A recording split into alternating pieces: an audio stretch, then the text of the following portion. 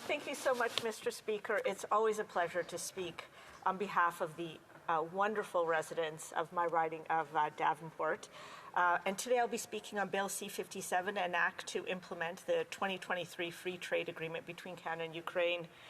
But before I begin my formal written remarks, I want to take a few minutes to just make a few comments, Mr. Speaker. First, what I want to say is, how happy I am that this bill has been introduced into the House. I also want to say how grateful I am to the Minister of International Trade for her leadership and work. You know, at a time of war, it's really important for us to be thinking about the Ukrainian economy both today and tomorrow, so I want to say a huge thanks to her. I also want to say I'm very grateful to my colleagues on the Ukrainian-Canadian Friendship Group for their focus and attention on this, particularly my colleague from Etobicoke Centre.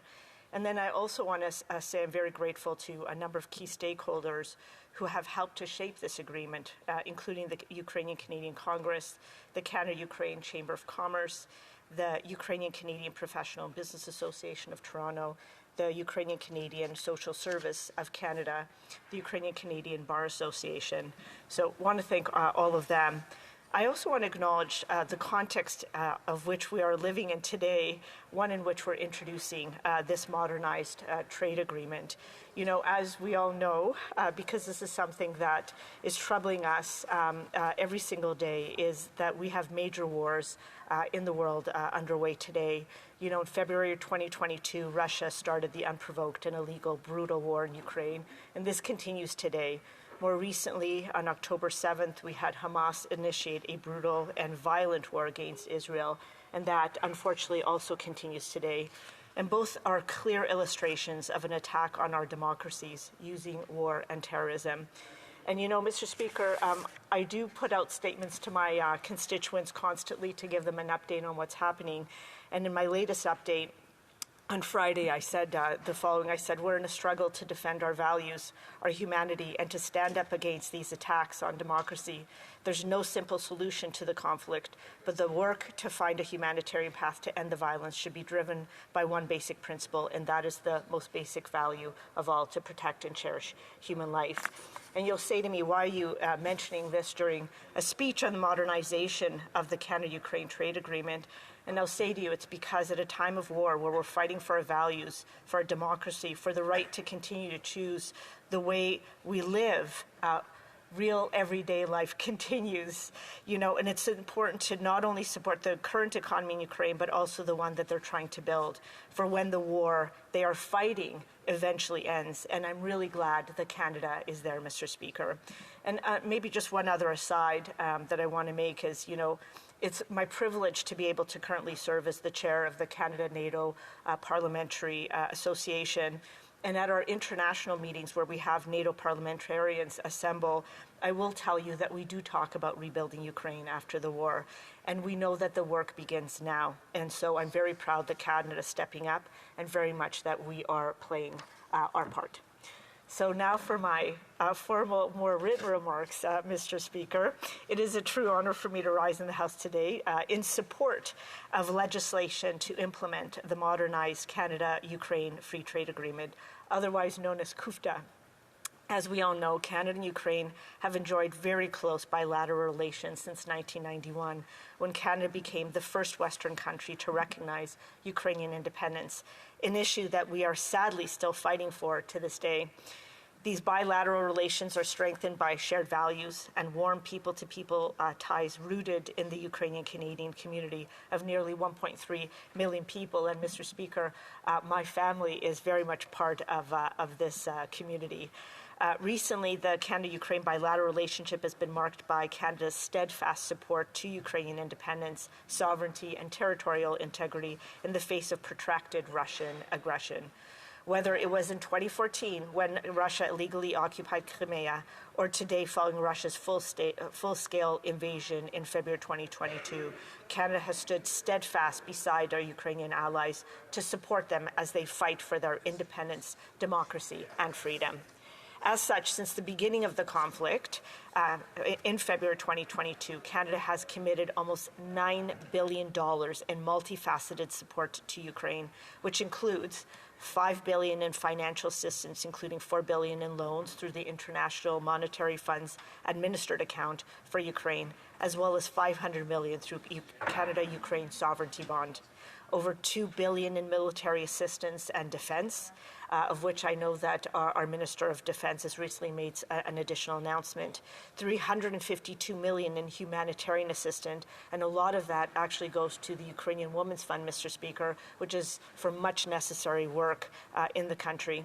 $147 million in development assistance, $102 million in security and stabilization assistance, and $4.8 million in cultural protection. Additionally, Canada has established a new immigration measures for Ukrainians fleeing Russia's invasion, for which we have committed $1.2 billion. Mr. Speaker, honourable members, today we have yet another opportunity to demonstrate our continued support to Ukraine through other means that will not only offer assistance in the short term, but will extend well beyond the current unfortunate situation and will form the basis on which Canada can support the reconstruction of Ukraine for years to come. I am, of course, referring to the modernized CUFTA, the reason why I'm addressing you here today. The original CUFTA entered into force in August 2017 and immediately eliminated tariffs on 99% of imports from Ukraine. Similarly, the 2017 CUFTA immediately eliminated tariffs on 86% of Canadian exports to Ukraine, and the balance of tariff concessions to be implemented over a 7-year period or by January 1, 2024. While reductions in coal supplies from Canada caused a slight drop in total trade following the 2017 CUFTA's entry into force, non-coal exports grew at a rapid pace, and in 2021, total bilateral trade reached its highest point ever at $447 million, before dipping to $421 million in 2022 due to Russia's invasion. In 2022, top Canadian exports to Ukraine included armored vehicles, fish, medicine, motor vehicles imports, and pet food. Top imports from Ukraine included fats and oils, iron and steel, electrical machinery, and processed foods.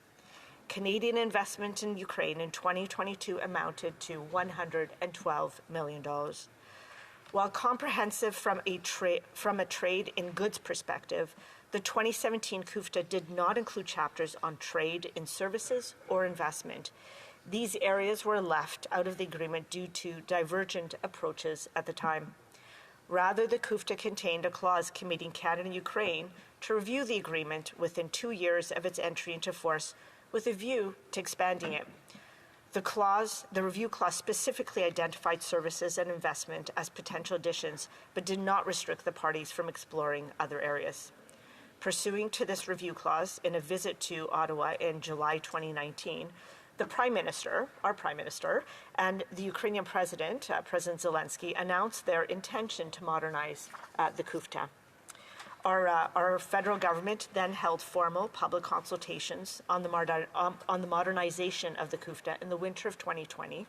Submission supported the initiative as a means of strengthening the bilateral relationship, building on Canada's commercial engagement with Ukraine, and further promoting an open, inclusive, and rules-based trading environment for our businesses and investors. The Government of Canada also received positive feedback from the provinces and territories, several of which were particularly supportive of the potential inclusion of new or modernized chapters on cross-border trade in services, financial services, investment, digital trade, and additional commitments to support small and medium-sized enterprises. All of these areas have been successfully included in the modernized CUFTA, as well as new chapters or provisions on trade and gender, trade and Indigenous peoples, digital trade, transparency, labor and environment, among many other areas. Following these internal consultations and delays due to COVID-19 pandemic, we know that there was an announcement to launch the negotiations for a modernized CUFTA in January 2022. Unfortunately, Only weeks later, on February 24th, 2022, Russia began its full-scale illegal invasion of Ukraine. This caused another delay in progress, with Canadian trade officials relaying to their Ukrainian counterparts that they stood ready to proceed with CUFTA modernization discussions in accordance with Ukraine's capacity and willingness to do so.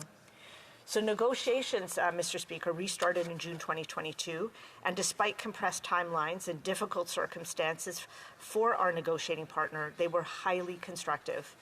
Both sides demonstrated an eagerness to reach an ambitious and high-standard agreement on par with Canada's most comprehensive trade agreements, with the aim of facilitating increased trade between our two nations long into the future. During a visit by the Ukrainian Prime Minister on April 11, 2023, he and our Prime Minister announced the conclusion of negotiations for the modernized CUFTA, and each committed to undertaking their respective domestic processes to facilitate its signature and entry into force as soon as possible. During his most recent visit to Ottawa on September 22, 2023, President Zelensky and our Prime Minister signed the final modernized CUFTA text. This was a historic milestone in the Canadian-Ukrainian bilateral relationship and served as another clear demonstration of Canada's unwavering support for Ukraine's sovereignty, independence, and territorial integrity. With the final agreement officially signed, both sides are now undertaking the next steps to enter the agreement into force as early as January 1st, 2024. That, Mr. Speaker, is why we are here today. Now, if I may, I will say a few words about the modernized agreement and some of the benefits and opportunities it presents for Canadians and Ukrainians alike. Substantive negotiations have resulted in a modernized CUFTA that will include 9 dedicated new chapters and upgrades to 9 existing chapters from the 2017 CUFTA. I'll begin with an overview of the new chapters that have been added. First, the agreement includes a dedicated new chapter on cross-border trade and services, which puts both Ukrainian and Canadian service suppliers on a comparable footing vis-à-vis our main services trading partners. Additionally, this chapter includes provisions on the recognition of professional qualifications that will facilitate trade in professional services, which is strategically important for both parties in a knowledge-based and digital economy. Parties have also added a new chapter on investment that will replace the Canada-Ukraine FIPA. It features modern drafting to ensure investment obligations operate as intended and provide necessary flexibility in key policy areas. The new chapter includes a modern dispute settlement mechanism that will help Canadian investors participate with more confidence during Ukraine's reconstruction and beyond. The modernized CUFTA includes a financial services chapter with core obligations related to market access, national treatment, and most favored nation treatment, while maintaining flexibility for regulators to preserve the stability of their financial systems. The financial services chapter will support a predictable, stable, and transparent investment environment for investors and allows Ukraine a 10-year period to transition from its existing World Trade Organization commitments to those included in this agreement. There's also a new chapter on telecommunications, which promotes competition and provides enhanced certainty for telecommunications service suppliers when operating in Canadian and Ukrainian markets. The chapter also includes commitments to ensure that regulators of the telecommunications sector are independent, impartial, and transparent.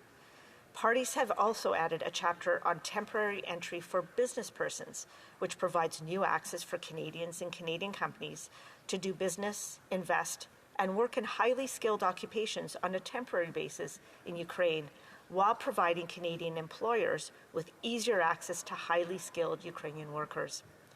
New chapters on inclusive trade, namely trade and gender, trade in small and medium-sized enterprises, and trade in Indigenous peoples, seek to empower and create opportunities for these underrepresented groups to increase their participation in and expand their benefits from the modernized CUFTA.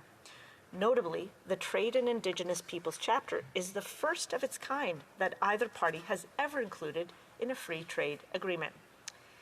Lastly, there's a chapter on good regulatory practices, and it demonstrates to current and future trading partners that Ukraine is able to take on commitments that support a regulatory environment conducive to trade. In addition to these new chapters, Mr. Speaker, that I've outlined, we've also agreed with Ukraine to update 9 chapters from the existing agreement. So this includes rules of origin and origin procedures, where Canada and Ukraine have agreed to activate an article from the 2017 CUFTA on culmination of origin. This will allow materials of any non-party with which both Canada and Ukraine have existing free trade agreements, such as the European Union, to be taken into consideration by the exporter when determining whether a product qualifies as originating under CUFTA. This will make it easier for Canadian and Ukrainian businesses to participate in regional value chains, and it reflects a shared desire to support trade among like-minded partners. The new digital trade chapter aims to improve regulatory certainty for businesses seeking to engage in the digital economy in both markets, as well as those specifically looking to engage in cross-border digital trade between Canada and Ukraine. The modernized CUFTA also includes a standalone competition policy chapter, which enhances both parties' objective for a fair, transparent, predictable, and competitive business environment through enhanced obligations for procedural fairness and identification and protection of confidential information by authorities. The monopolies and state enterprises chapter has been upgraded to include important definitions for state-owned enterprises and designated monopolies, and updated commitments on transparency and technical cooperation.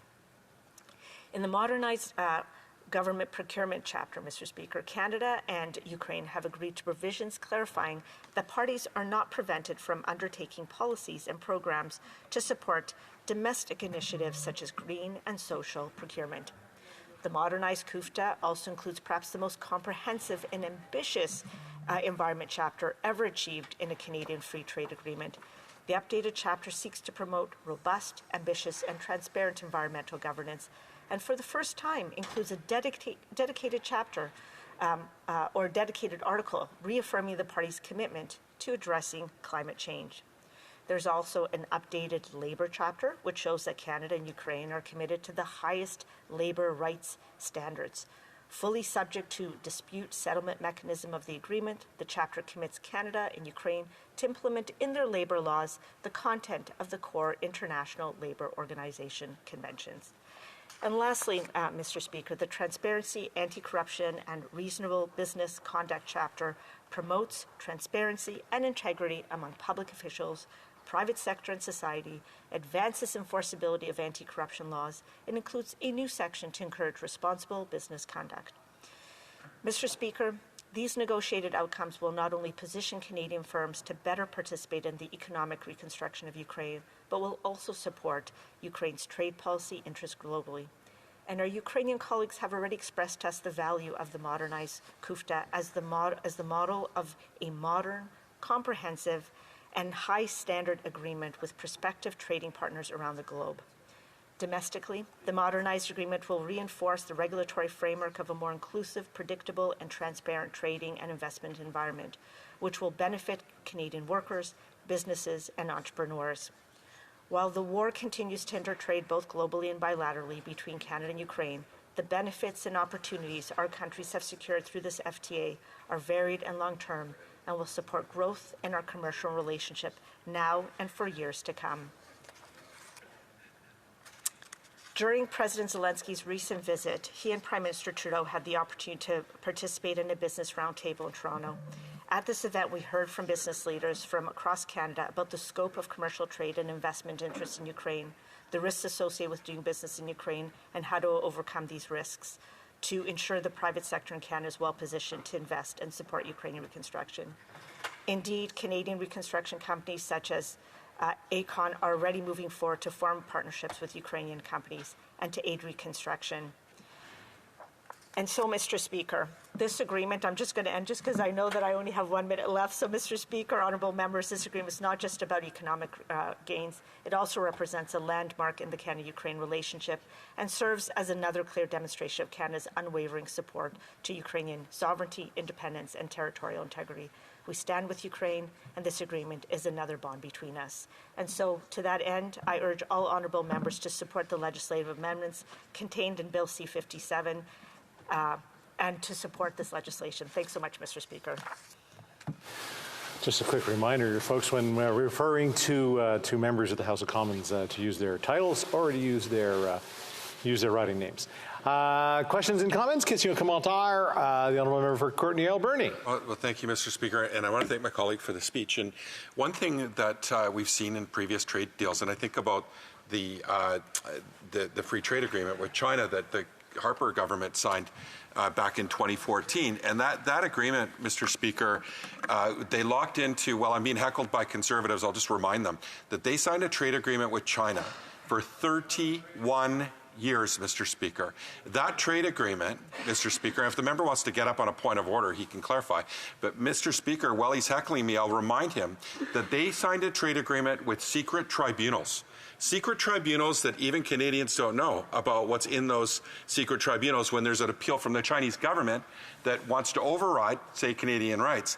Now, there was a woman in my riding, Brenda Sayers, a lawyer, an esteemed lawyer from the Hupechuset Nation, who took the Harper government to court and appealed that this was violating Indigenous rights. Now, one thing I like that's in this agreement is there's a chapter on trade and Indigenous peoples, and it reaffirms the parties' commitment to the United Nations Declaration on the Rights of Indigenous Peoples. My question through you to my colleague is, does she agree that Indigenous-focused chapters should be included in all free trade agreements moving forward so that we don't end up in the same position we are in because of the Conservatives in their trade agreement with China and other trade agreements they signed? The Honourable Member for Davenport. Thank you so much, Mr. Speaker, and I want to thank the Honourable Member for his excellent question. And from my side of the House, I'm hearing some of my colleagues say, good question, which is really great. Look, as I mentioned in my speech, the chapter that includes trade and Indigenous people, which seeks to empower and create opportunities for this underrepresented group, I think it's the first of its kind that either Ukraine or Canada is ever included in a free trade agreement. And I think that the reason we included that is because we think it's important, and I do think it's something we should be considering for all other future trade agreements moving forward. Thank you, Mr. Speaker. In comments, the Honourable Member for Abbotsford. Well, thank you, Mr. Speaker. And just following up on the previous question from my NDP colleague who suggested time and time again that Canada has a free trade agreement with China. Well, that's patently false, and I think he knows that. What he's actually referring to is a Foreign Investment Protection and Promotion Agreement, FIPA as they're called. I would ask this member who just gave a speech, a very good speech on Ukraine, is it her understanding that Canada has gone so far as to sign a trade agreement with China? And why is Ukraine actually the priority right now when it comes to negotiating free trade? The Honourable Member for Davenport. Thank you so much, Mr. Speaker, and I want to thank the Honourable Member for his question. I think I'm just going to keep my comments to the current trade agreement. Look, we have stood with Ukraine for forever. They are one of the largest diaspora. Ukrainians are one of the largest diasporas here in Canada. We stand with them as they are fighting this brutal and illegal war against Russia and in their fight for democracy, because it is a fight that they are fighting also on our behalf. For us, this is our way of helping to support their current economy and to help create a foundation for their economy from which to build once the war is currently over. We stand with Ukraine today. We stood with them yesterday, and we will stand with them for as long as it takes through this war, and we will be there as they are growing their economy after this war moving forward. Thanks so much, Mr. Speaker. Questions and comments? Questions et commentaires? L'honorable député de Pierre Boucher, les Patriotes Verchères. Merci beaucoup, Monsieur le Président. Thank you very much, Mr. Speaker. I congratulate my colleague on her speech and my colleagues on their questions. As you know, today we're debating Bill C-57, Canada-Ukraine Free Trade Agreement.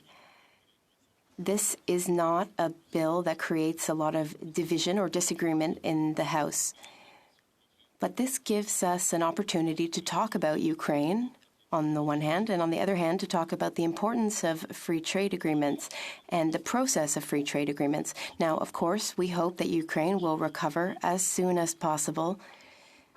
Having a free trade agreement with Ukraine to facilitate our trade can only be helpful in that sense in helping Ukraine recover.